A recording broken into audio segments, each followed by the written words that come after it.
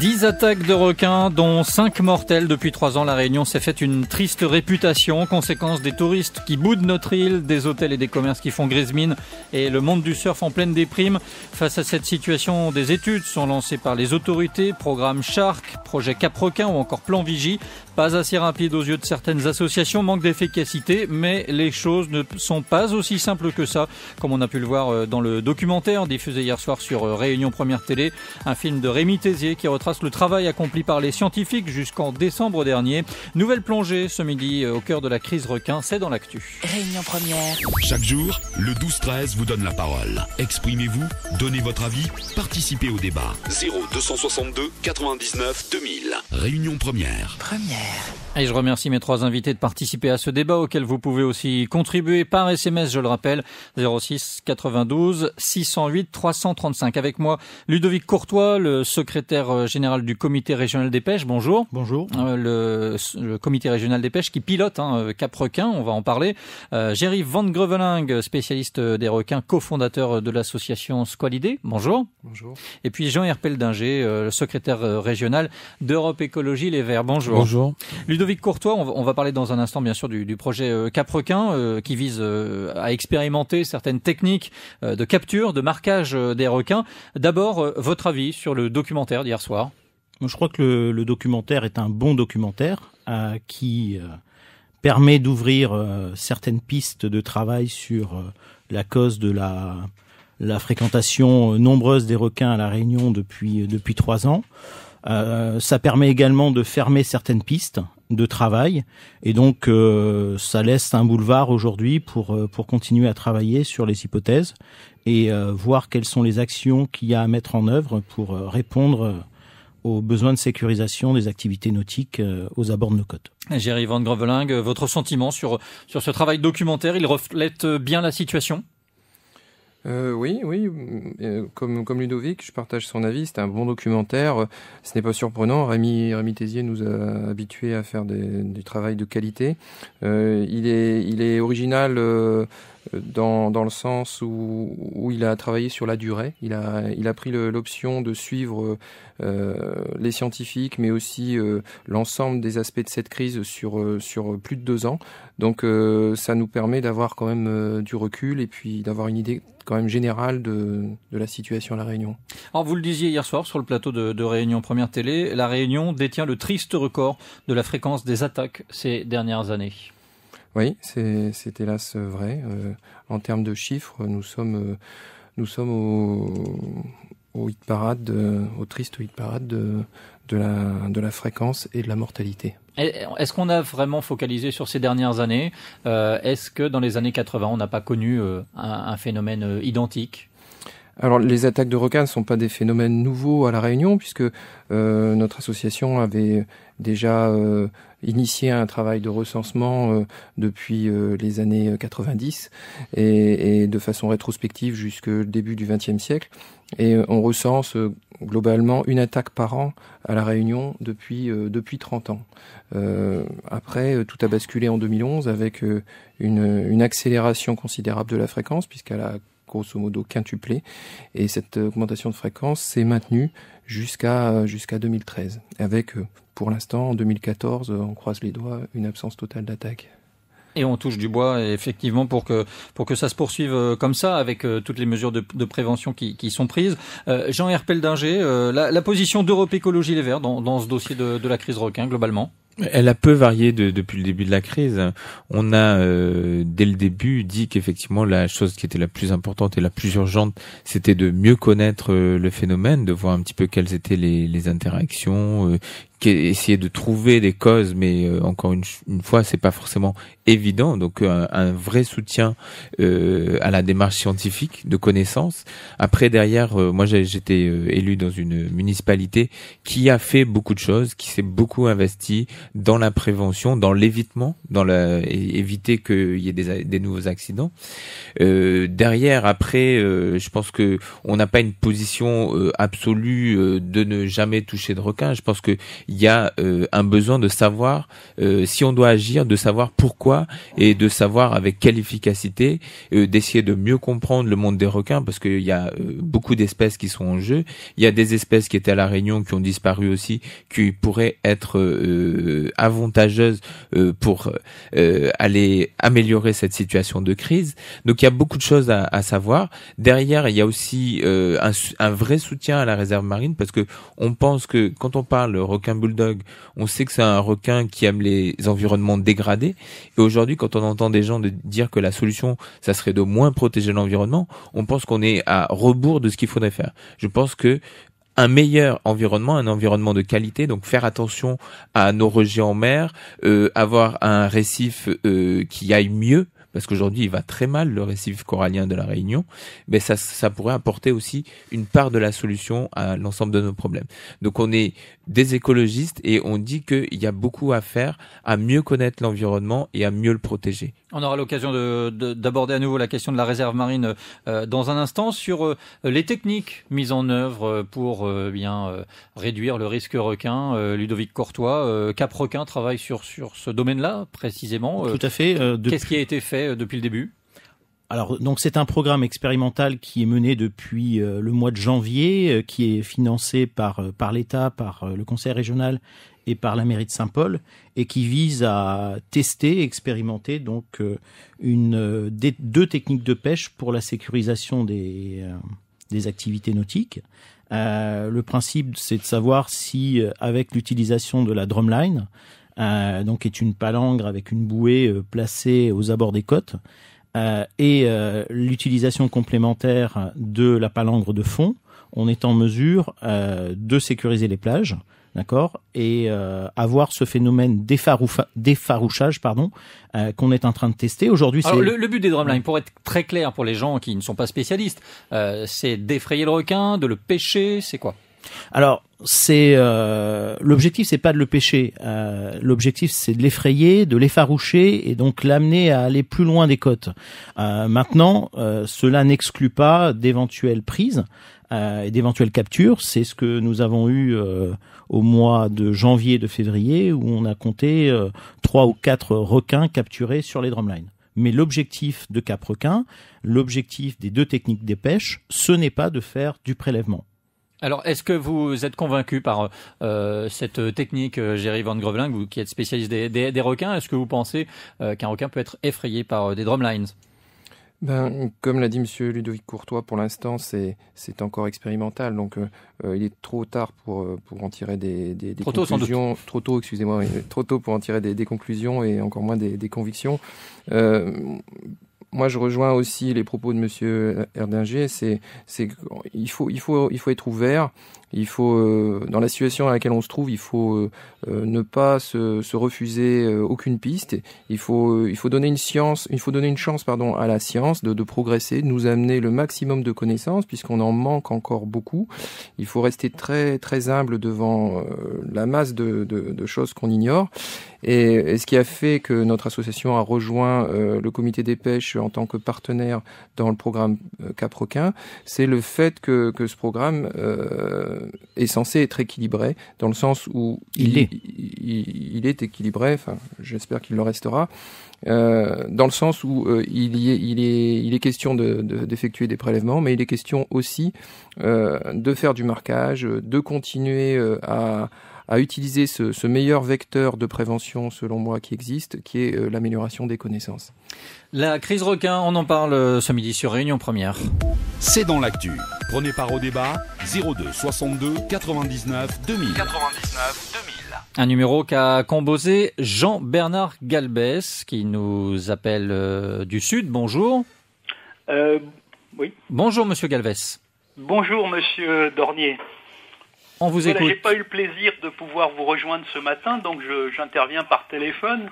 Et j'interviens particulièrement en rapport avec les propos de Monsieur Courtois, que je salue ici. Mais Bonjour. Pour dire que le concept d'effarouchage qu'il essaye maintenant de nous vendre est complètement fantaisiste. D'ailleurs, il y aura une publication à Durban sur le sujet contraire qui va montrer ce que tout le monde sait dans le domaine de la pêche, que quand un requin est pris, ça devient un gros appât qui attire les autres. Et Monsieur Courtois, après avoir essayé de nous convaincre qu'on pouvait pêcher beaucoup de requins avec des drumlines et sécuriser la chose, sans nous dire exactement comment, se rendant compte qu'on ne peut pas attraper autant de requins qu'on le souhaiterait, découvre un nouveau principe qui est celui des effarouchage. Écoutez, à partir du moment où vous mettez des appâts dans l'eau, il n'y a aucune raison que ça fasse pas venir des requins. C'est comme si vous mettiez 100 000 euros sur un trottoir et que vous disiez que ça fait fuir les gens. Voilà, c'est à peu près la chose qu'essaye de nous vendre Monsieur Courtois à l'heure actuelle. Alors, Monsieur Galvez, je précise, vous êtes un des interlocuteurs du CO4R, le comité opérationnel du risque requin. Vous êtes porte-parole d'une dizaine d'associations, je crois. Ah, exactement, et je suis président d'une association Requin Intégration, qui elle-même souhaite à la fois, bien sûr, que tous ces jeunes qui veulent aller à la mer puissent le faire dans la plus grande sécurité, bien sûr, et en même temps qu'on évite de tuer inutilement et pour des raisons mal connues, mal comprises, comme c'est le cas de ce programme Cap Requin, des animaux. Alors, on va laisser Ludovic Courtois vous répondre. Merci pour votre intervention, en tout cas, Monsieur Galvez. De rien, merci. Oui, je vais répondre. Monsieur Galvez est quelqu'un qui participe en effet aux discussions en CO4R. Est-ce que c'est un peu angéliste, en gros, de croire que... Voilà, non, c'est pas angéliste. C'est que on détourne un peu la vérité, puisque à aucun moment nous avons programmé Cap Requin pour pêcher du requin. Nous étions bien sur des hypothèses de travail. Il y en a une qui s'avère aujourd'hui se détacher par rapport à d'autres, puisque après avoir installé donc les drumlines en baie de Saint-Paul, on a constaté que les requins marqués ne fréquentaient plus cette zone. Encore une fois, nous sommes sur une hypothèse avec qui restera à confirmer. Nous avons de la même manière et concomitamment fait intervenir donc la technique du programme Ouest de la palangre de fond aux abords de Saint-Gilles. Et là, on a eu une complémentarité d'effets avec un effarouchage, c'est-à-dire que les requins, alors qu'on les avait détectés sur la zone de Boucan et de Roche-Noire de manière massive, notamment la Ligue de surf, qui est également partenaire de Cap Requin, les avait détectés donc en zone de Saint-Gilles. Après l'intervention de la palangre de fond, ces requins se retrouvent à Saint-Leu. Voilà. Moi, je n'affirme rien. Je dis juste que il y a ceux qui veulent tester des choses, qui sont dans l'action, et ceux qui sont uniquement dans la recherche de culpabilité et la recherche de polémique. Moi, j'ai fait mon choix et le président du comité régional des pêches a fait le sien. Alors justement, sans polémique, nous dit Lucie par SMS au 608 335. Elle nous dit: si un surfeur imprudent se fait encore manger par un requin, irait-on encore crier sur l'État, vu que nous sommes au début des recherches et que la route est encore longue pour trouver des solutions? On le voit, ça passionne beaucoup. Jean-Hervé Peldinger, qu'est-ce qu'on peut répondre à ce genre de remarques? Oui, je crois que on est dans un sujet extrêmement difficile, parce que c'est vrai que quand des gens sont passionnés, y compris dans des activités à risque, il est extrêmement difficile de complètement bloquer les pratiques de ces activités. Et c'est vrai que voilà, il y a des gens qui ont connu pendant des années et des années une situation où ils avaient une passion, une vraie passion. Aujourd'hui, cette passion, elle est devenue, la pratique de cette passion dans certaines conditions est devenue déraisonnable. Et mais pour autant, il y a des gens qui passent outre. Et là, bon, ça c'est. En plus, on parlait du surf, mais ça, on peut élargir, puisque aujourd'hui, c'est la baignade qui est quand même très limitée à la Réunion. Oui, elle est limitée. Une activité qui concerne le plus grand nombre. Maintenant, on est, je veux dire, du point de vue des responsables, responsables politiques, responsables de l'État, il est évident que la vie humaine n'a pas de prix et qu'elle doit être protégée.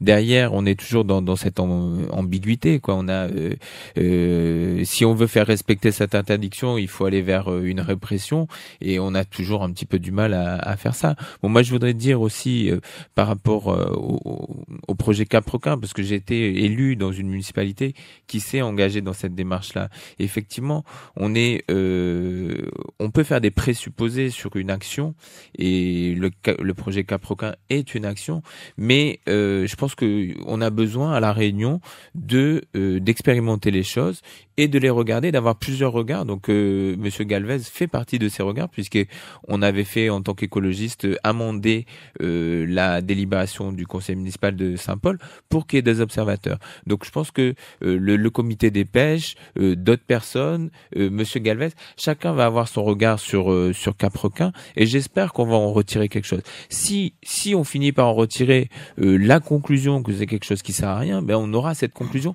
Mais de toute façon, il fallait le faire pour arriver à savoir est-ce que c'est efficient ou pas. Et je pense que on est encore une fois, on va être dans un débat. Et moi, je veux que ce débat, il soit éclairé par la science et non par des présupposés et non par des gens qui crient fort leurs propres convictions en espérant que parce qu'ils crient fort, ça va être considéré comme plus vrai que s'ils parlaient doucement. On est vraiment souvent là-dedans. Alors on a vu que l'importance aussi c'est d'avancer dans la recherche scientifique. Jerry Van Goverling, qu'est-ce qui nous reste aujourd'hui si vous aviez une question à résoudre, ce serait laquelle aujourd'hui sur les requins? Qu'est-ce que vous ne connaissez pas aujourd'hui qui serait vraiment nécessaire de savoir? Il y a deux questions qui me viennent. On vous a entendu dire presque tout, Monsieur Herpel-Dinger. On est comme ça. En tout cas, on sait des choses. Il y a une infinité de questions, mais il y en a deux qui me viennent immédiatement à l'esprit et qui auraient peut-être dû être posées dès le départ aux scientifiques par les élus. Mais enfin, on ignorait. Encore une fois, je ne veux pas tirer sur. Voilà. Il n'est pas trop tard. Allons-y. Non, mais voilà. Il y a deux choses qui me paraissent très importantes et peut-être urgentes à établir et qui sont peut-être faisables. C'est déjà de tenter d'évaluer l'effectif de cette population de requins bulldog qui pose problème actuellement. Donc une étude visant à évaluer l'effectif de la population, qu'on puisse savoir si on doit déboucher sur une régulation ou pas. Et ensuite une deuxième question visant à identifier la territorialité ou pas de ces requins, c'est-à-dire poser des balises satellitaires, technologiquement c'est pour savoir où ils sont implantés. Et puis surtout quel est leur territoire. Oui, c'est ça. Est-ce qu'ils seront inféodés vraiment à La Réunion? Est-ce qu'ils restent toute l'année à La Réunion? Là actuellement, comme il a été dit, ils ne sont pas détectés dans la zone globalement du port à Saint-Gilles et ils sont très détectés par contre dans le sud. On ne sait pas pourquoi. Est-ce que c'est un effet d'effarouchement des techniques de pêche? Est-ce qu'il y a une autre explication qui tient à leur biologie? En fait, on l'ignore. Donc, si on en savait plus sur leur territoire et sur leur population, sur leur effectif, effectivement, ça nous ferait faire un grand pas et on pourrait peut-être mettre les gens autour d'une table et effectivement se dire, là, vous voyez, il y en a trop, il faut peut-être réguler un peu sans mettre en danger l'espèce. Ou au contraire, vous voyez, il y en a pas beaucoup, c'est juste quelques individus qui posent problème et il faut les viser spécifiquement. Vous voyez, ces deux axes-là, moi, j'aimerais qu'ils soient développés, qu'ils soient pris en compte. On va prendre la direction de Saint-Gilles tout de suite où Céline nous attend. Elle nous a passé un petit coup de fil. Bonjour Céline. Oui, bonjour. On vous écoute. En fait, j'avais une question ou une remarque. Je m'interroge sur l'action de nos dirigeants politiques et des gens qui prennent des décisions justement sur tout ce qui est pêche et tout, puisque il y a quand même un peu un caractère d'urgence et de sécurité. Et je suis très étonnée, d'une part, Monsieur Herpel-Dinger qui justement et dans un parti écologique, ne demande pas et ne réclame pas, enfin c'est pas lui tout seul de faire ce genre de mesures, mais... Vous voulez parler de Monsieur Herpel-Dinger qui est avec nous? Oui, voilà. Excusez-moi. Je vous en prie. Qui réclamerait quoi alors, excusez-moi? Mais en fait, dans tous les reportages et tout ce que les scientifiques disent au jour d'aujourd'hui, il est clairement expliqué que on consomme trop au niveau du milieu de la mer et qu'il y a trop de pêche en haute mer qui est faite. Ça, c'est la première chose, je pense, sur laquelle il faudrait qu'on intervienne si on veut que les requins cherchent autre chose que de l'humain à manger. Et puis, il y a autre chose. C'est vrai que la commercialisation de la chair de requin pourrait peut-être être remise à l'ordre du jour si on veut aussi qu'il y ait un équilibre maritime qui se fasse, non? Qu'est-ce que vous en pensez? Merci pour votre intervention, Céline. Alors, il y a deux questions. Il y a donc l'éventuelle surpêche qui est problématique et puis la commercialisation du requin, deux aspects sur ces deux points-là. Qu'est-ce que vous je pense pensez? que pour la surpêche, je pense que ça fait partie des hypothèses qui sont explorées par les scientifiques qui travaillent sur ce sujet-là. Après, je pense que ça peut pas tout expliquer non plus. Sur la question de la commercialisation de la chair de requin, mais effectivement, c'est un poisson qui est pêché et bon, on n'est pas dans un comment dire, dans une position où on dirait le beau poisson, il faut pas pêcher de poisson. Aujourd'hui, on mange du marlin qui est un poisson magnifique. Donc c'est pas ça notre position. C'est par contre effectivement on a ce risque ciguatera qui était étudié et il faut arriver au bout de cette étude-là, de pas risquer de pas faire prendre des risques sanitaires aux gens. Et puis derrière, je voudrais dire, faisons bien attention. Si on relance la pêche au requin, il faudra effectivement cibler.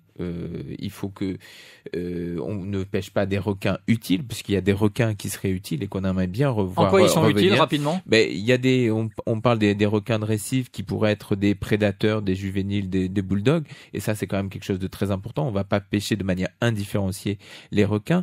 Une chose qui est très importante aussi, c'est faisons attention.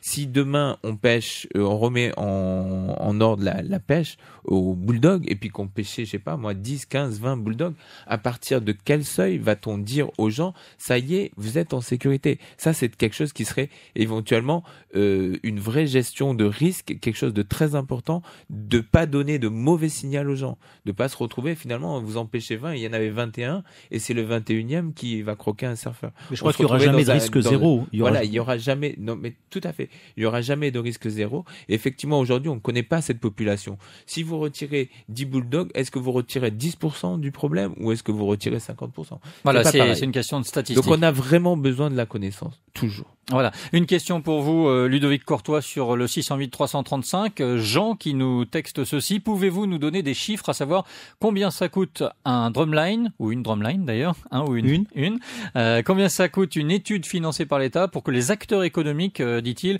qui sont dans l'embarras à cause de la baisse de l'activité économique s'en rendent compte? Est-ce qu'on a quelques chiffres? Quelques chiffres. Aujourd'hui, le programme expérimental qui est mené sur 6 mois sur la commune de Saint-Paul tourne aux alentours de 160 000 €. Et qui paye? Aujourd'hui, l'État, le conseil régional et la mairie de Saint-Paul. Et le prix d'une drumline?